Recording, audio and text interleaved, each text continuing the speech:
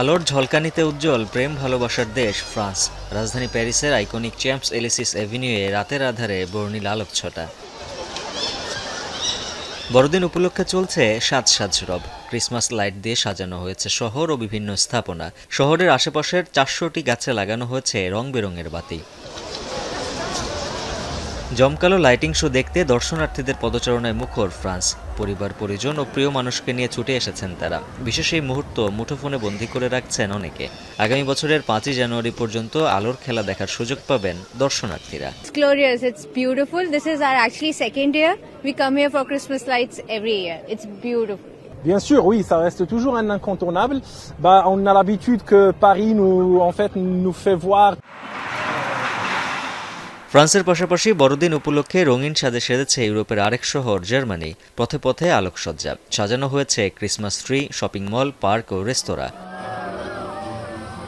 এরই মধ্যে স্থানীয় বাসিন্দা ও দর্শনার্থীরা ভিড় জমাচ্ছেন বার্লিনের সিটি হলে। খেলাধুলায় মেতেছে শিশুরা, চলছে গানের আয়োজন। শুধু আনন্দ আয়োজনেই নয়, বড়দিন ঘিরে চাঙা ব্যবসা বাণিজ্য। শীতের আমেজে ফুডকার্ট ও রেস্তোরাঁগুলোতে ভিড় করছেন ভোজন রসিকরা।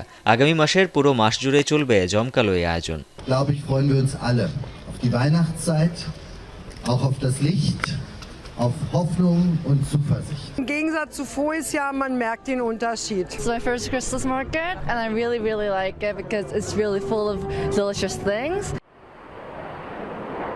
এদিকে বড়দিনের পাশাপাশি থ্যাঙ্কসগিভিং ডে ঘিরে যুক্তরাষ্ট্রে জমজমাট আকাশপথের বাণিজ্য। এরই মধ্যে বুকিং শেষ হয়ে গেছে বেশিরভাগ ফ্লাইট, পাওয়া যাচ্ছে না টিকিট। লম্বা ছুটি পেয়ে এক শহর থেকে আরেক শহরে ভ্রমণে মেতেছেন অনেকেই। A lot of passengers on our flight, but it's been a good flight overall. Our flight took off on time and we got our luggage. So far so good. শুধু আকাশপথেই নয়, চাপ বেড়েছে সড়ক ও রেলপথেও। ব্যক্তিগত গাড়ির পাশাপাশি যারা বিমানের টিকিট পাননি তারা বেছে নিয়েছেন রেলপথকে। বৃহস্পতিবারের আগে যাত্রী চাপ দ্বিগুণ হওয়ার শঙ্কা অনেকের। থ্যাঙ্কসগিভিং ডে ঘিরে হোয়াইট হাউসেও চলছে নানা আয়োজন। মার্কিন প্রেসিডেন্ট হিসেবে শেষবারের মতো হোয়াইট হাউসে বড়দিন উদযাপন করবেন জো বাইডেন। হোয়াইট হাউসে শেষবার প্রেসিডেন্ট বাইডেনকে বিদায় জানাবে 2 টার্কি, পিচ ও ব্লসম। দেশটির ন্যাশনাল টার্কি ফেডারেশনের চেয়ারম্যান জানান, আনুষ্ঠানিকতা শেষে এই টার্কিগুলোকে রাখা হবে একটি ফার্মে। আগামী দিনগুলোতে কৃষি দূত হিসেবে কাজ করবে এই 2 টার্কি মুরগি। উজ্জ্বল হাফিজ, এখন বিশ্ব।